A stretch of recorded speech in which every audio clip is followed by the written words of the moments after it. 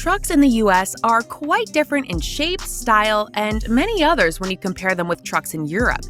You don't have to be a truck owner, driver, or expert before you notice some of these differences. In America, trucks have wheelbases and noses that are longer. Also, the cabin is behind the engine. In Europe, the cabin is usually above the engine. European truck design is more aesthetically pleasing and efficient. American truck design is more focused on practicality. Trucks in the United States are designed to have bigger cabins. The reason for this is there are many owners or operators in the US, which is not a common practice in Europe. In the US, the owners or the operators at some point could live in their trucks for months, and some have to live in the cabin. These cabins are then designed to be larger and also have more features, such as a microwave, fridge, large bed, and windows. And some even have their toilets there. The design of the trucks where the engine is in front of the driver makes this possible. Some owners in the US can even modify their trucks to have a larger living compartment. Owners could also be the operators in the US, hence, they can take as many jobs as possible as they travel. This could take them several months before they return to their homes. This is not a common practice in Europe. Though it is possible to spend several days in the cabin of European trucks, the reality, however, is that the comfort is not as high as what is obtainable in a typical American truck. The nature of the roads is another reason for differences in design. Most American trucks spend most of their truck life on interstate road systems. One of the things that makes this easier is that the American road lanes are wide and straight. Due to this, trucks having a longer wheelbase are acceptable and technically make the ride more comfortable, especially when you consider the acceptable 12 hours of daily driving duration in America. European trucks, on the other hand, could only be driven for 9 hours in 24 hours. This implies that American trucks need the extra comfort design. Additionally, semi-trucks in Europe are lighter and have shorter wheelbases.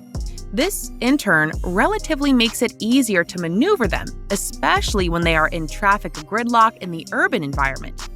This also makes the trucks perfect for the seemingly narrow roads in Europe. Also, the cabin of European trucks makes it easier for drivers to have a better overview. This also increases safety on the road.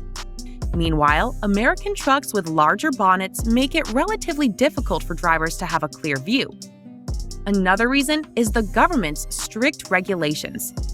Since the government differs, you should also expect a difference in the regulations. To accommodate these regulations and protect the customers, there are differences in the designs of trucks in America and Europe. For instance, there are stricter regulations for different trucks in Europe. One such regulation is that semi-trucks in Europe can only be 18.75 meters. Though this is the rule, some countries have exemptions. Due to these strict regulations, European trucks have to be as short as possible. This will also allow the trucks to tow more cargo. The size of an American cabin could be up to 20 feet long. This will only give about 40 feet of room for cargo. Shorter cabins give room for more cargo.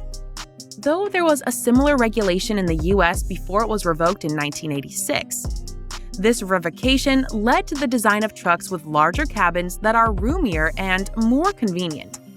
Moreover, the legislation also makes it difficult to use the same engine standards in both regions. Speed and aerodynamics is another factor. Another big difference between European trucks and their American counterparts is the permissible maximum speed. In Europe, the speed of trucks is limited to 90 kilometers per hour or 56 miles per hour. Therefore, they don't necessarily have big engines. In some places in the US, trucks are allowed to speed at 129 or 137 kilometers per hour. Also, better aerodynamics and a long wheelbase are advantages, especially when the trucks are driven on a straight road and at a high speed.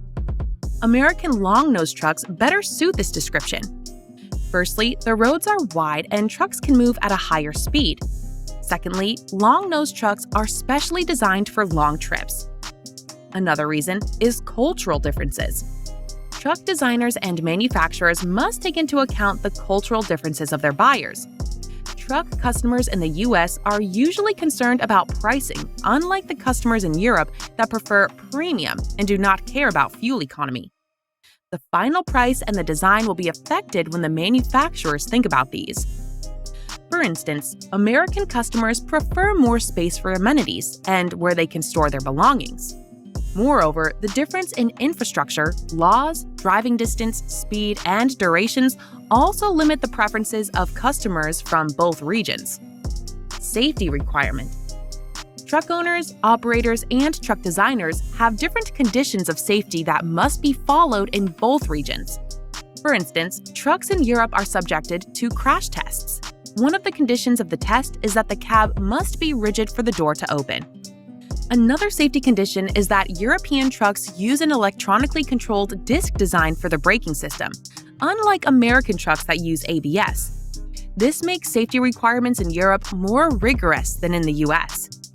To conclude, the reason for the big and obvious differences between trucks in America when you compare them with their European counterparts is that they are used in different ways and they must comply with different regulations. This is also the reason for the difference in the roads and infrastructures in both regions. This, however, doesn't mean that one truck is better than another.